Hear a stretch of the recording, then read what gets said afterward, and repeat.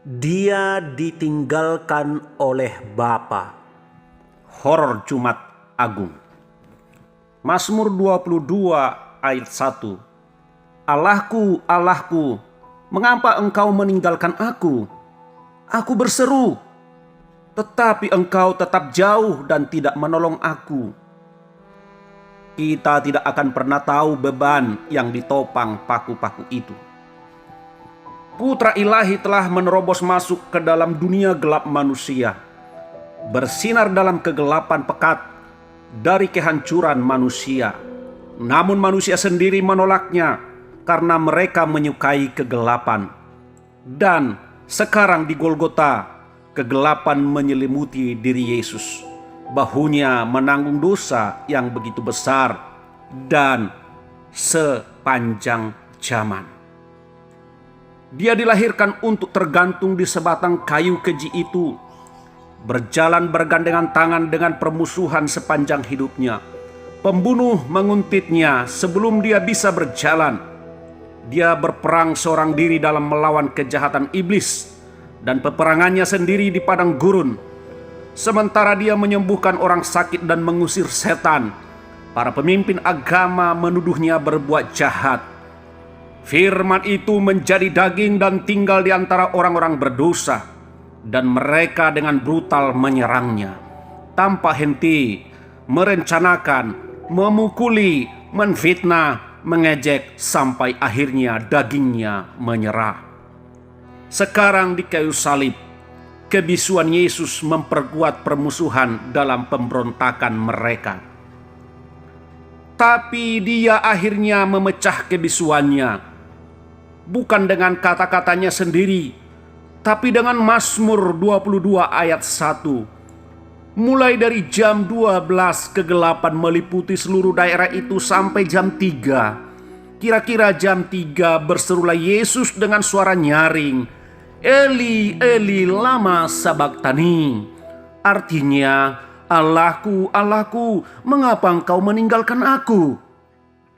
Tuhan dikelilingi dengan tangan tertusuk dan paru-paru yang sudah rapuh. Yesus mencengkram Mazmur 22. Ini adalah kata-kata putus asa dari seorang pria tidak bersalah yang menghadapi serangan di setiap sisi. Sekarang anak Allah yang tidak berdosa tersudut dan dikelilingi seorang diri. Seperti rahang lembu jantan liar, para ahli Taurat dan orang Farisi menginginkan setiap tetesan terakhir dari darahnya. Induk ular berbisa telah memburunya di setiap kesempatan, menuduhnya jahat dan bersekongkol untuk menghancurkannya. Sementara dia tergantung di tempat yang tidak begitu hina. Mereka mengejeknya. Orang lain ia selamatkan, tetapi dirinya sendiri tidak dapat ia selamatkan. Ia Raja Israel, baiklah ia turun dari salib itu, dan kami akan percaya kepadanya. Ia menaruh harapannya pada Allah. Baiklah Allah menyelamatkan dia, jikalau Allah berkenan kepadanya.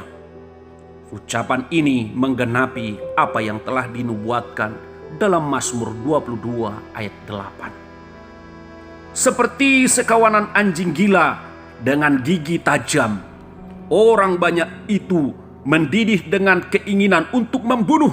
Sambil mengeluarkan air liur, mereka berteriak, "Salibkan dia!" Mengapa? Kejahatan apa yang telah dia lakukan? Pilatus bertanya. Tapi mereka berteriak lebih keras lagi, "Salibkan dia!" Ironis, anak-anak murka bangkit dalam amukan yang mengerikan, membenci satu-satunya harapan mereka. Seperti sekawanan singa yang berjongkok dengan kejam di balik rerumputan, atau lembu liar menginjak mangsanya. Para prajurit menanti mangsa mereka. Mereka menelanjangi dia. Mereka memaksakan duri masuk ke kepalanya. Mereka meludahi wajahnya yang tidak berdosa. Mereka menancapkan paku ke tangan dan kakinya. Setelah menggantung dia untuk mati, Mereka berjudi untuk mendapatkan pakaiannya. Seperti yang telah tertulis dalam Mazmur 22 ayat 18. Mereka menikmati penderitaannya, menertawakan wajah yang akan segera bersinar seperti matahari yang siap terbit. Bahkan salah satu penjahat yang tergantung karena dosanya sendiri menghabiskan salah satu nafas terakhirnya dengan membenci Yesus. "Bukankah engkau adalah Kristus? Selamatkanlah dirimu dan kami." Dan jika ahli Taurat, orang banyak, tentara, dan perampok tidak cukup, murid-murid terdekatnya juga meninggalkan dia untuk mati. Petrus dengan keras menyangkal bahwa dia mengenalnya, dan sisanya lari ketakutan. Yesus dikelilingi dalam segala hal, tetapi tidak hanya dikelilingi. Sekarang dia bahkan lebih rendah di antara lembu jantan, anjing, dan singa.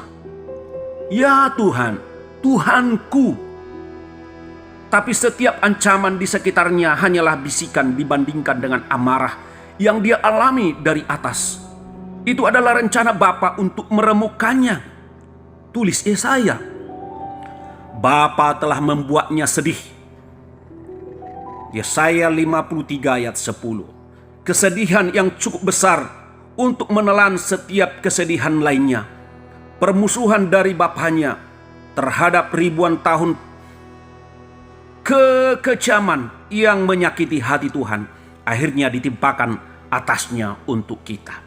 Sebelum dunia dijadikan, kengerian jam-jam ini telah ditulis, seperti yang disampaikan dalam Wahyu 13 ayat 8. Setiap saat dalam sejarah telah mengarah ke sini, ke pembantaian anak domba yang tak bernoda. Yesus tahu apa yang harus dia derita, tetapi itu tidak mengurangi siksaan itu. Sebagai manusia biasa, kita tidak akan pernah tahu seberapa dalam penderitaannya. Kita akan mengetahui sebagian dari rasa sakitnya seandainya dia tidak menanggungnya untuk kita. Kata terakhir. Kita mengingat Mazmur 22 karena pernyataannya tentang ditinggalkan. Tetapi ketika Yesus meneriakkan ayat 1 dari kayu salib, dia tidak lupa bagaimana Mazmur itu diakhiri. Bahkan ketika Daud merasa benar-benar ditinggalkan oleh Tuhan, dia masih bisa berkata, sebab ia tidak memandang hina ataupun merasa jijik kesengsaraan orang yang tertindas, dan ia tidak menyembunyikan wajahnya kepada orang itu, dan ia mendengar ketika orang itu berteriak minta tolong kepadanya. Dan kemudian 2 ayat kemudian, yang menderita akan makan dan dipuaskan. Mereka yang mencari Tuhan akan memuji Dia. Yesus mengalami ayat 1 dengan nyata, tetapi dia tidak merasa ditinggalkan lama-lama. Dia tahu dia akan melihat wajah Bapaknya lagi, bahwa dia akan duduk dan memerintah di tangan kanannya. Pria yang mati karena dosa akan bangkit dan dinobatkan sebagai putra. Dia telah melakukannya. Ketika penulis Ibrani melihat melalui pohon yang bersimbah darah, kemah kota yang tidak memudar yang Yesus terima, dia mengutip Mazmur 22. Sebab memang sesuai dengan keadaan Allah yang baginya dan olehnya segala sesuatu dijadikan, yaitu Allah yang membawa banyak orang kepada kemuliaan, juga menyempurnakan Yesus yang memimpin mereka kepada keselamatan dengan penderitaan.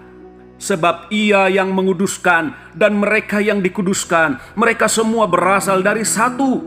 Itulah sebabnya Ia tidak malu menyebut mereka saudara. Katanya, aku akan memberitakan namamu kepada saudara-saudaraku dan memuji-muji engkau di tengah-tengah jemaat. Ibrani 2 ayat 10-12. Ketika Yesus kehabisan nafas saat meneriakkan Mazmur 22 ayat 1, Dia tahu dia akan menyelesaikan mazmur itu suatu hari nanti. Dan segera ketika dia berkata, sudah selesai, dalam Yohanes 19 ayat 30. Dia sebenarnya baru saja mulai. Dia menyelesaikan perang yang dimulai sebelum bayi pertama lahir, yaitu manusia jatuh ke dalam dosa, dan menutup dengan kata pengantar untuk kerajaannya selamanya. Dan seperti yang dinubuatkan Mazmur 22, kisah itu akan selalu berkumandang atas apa yang telah dia lakukan. Haleluya. Amin.